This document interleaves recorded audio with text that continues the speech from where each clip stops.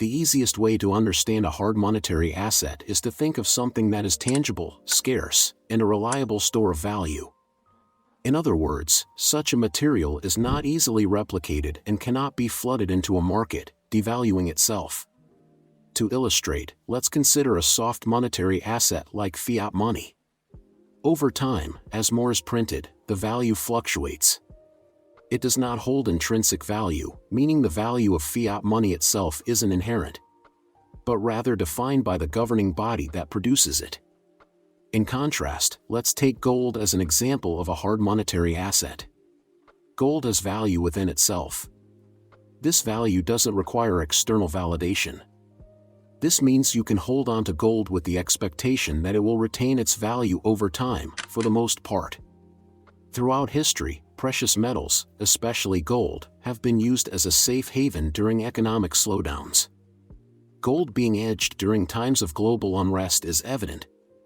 From the Great Depression, to the oil crisis in the 70s and the recent 2008 financial crisis. The rise of gold prices during these times signal the confidence of investors.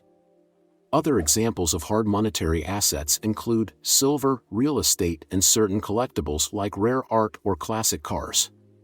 So let us round off the properties of hard monetary assets.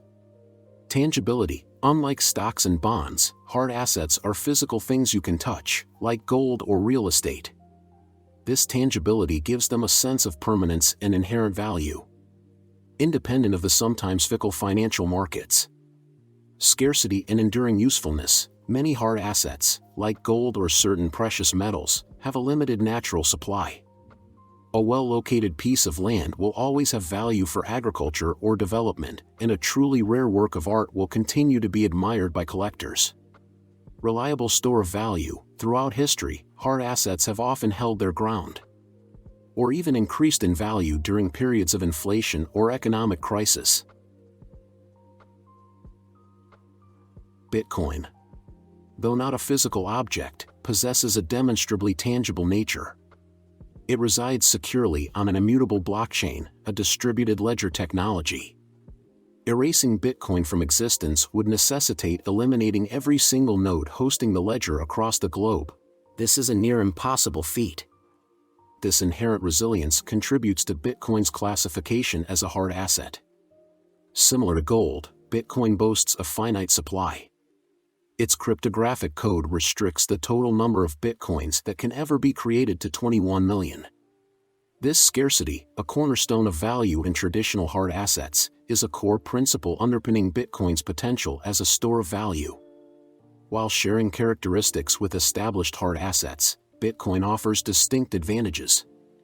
Unmatched portability. Unlike cumbersome gold, Bitcoin can be effortlessly transferred electronically, facilitating seamless global transactions. Unburdened by singular control, Bitcoin's decentralized nature resonates with those seeking an alternative to traditional, government-backed currencies.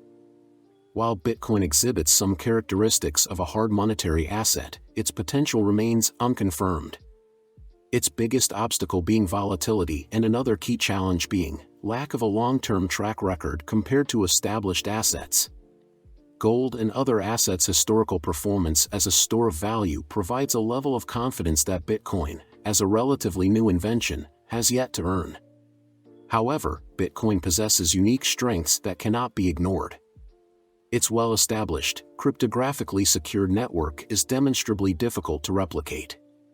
This inherent scarcity, coupled with its decentralized nature, presents a compelling proposition for those seeking an alternative to traditional, government-controlled currencies. Bitcoin is definitely an alternative investment that has become more mainstream in investors' portfolio, but only time will be the ultimate arbiter of Bitcoin's viability as a hard asset.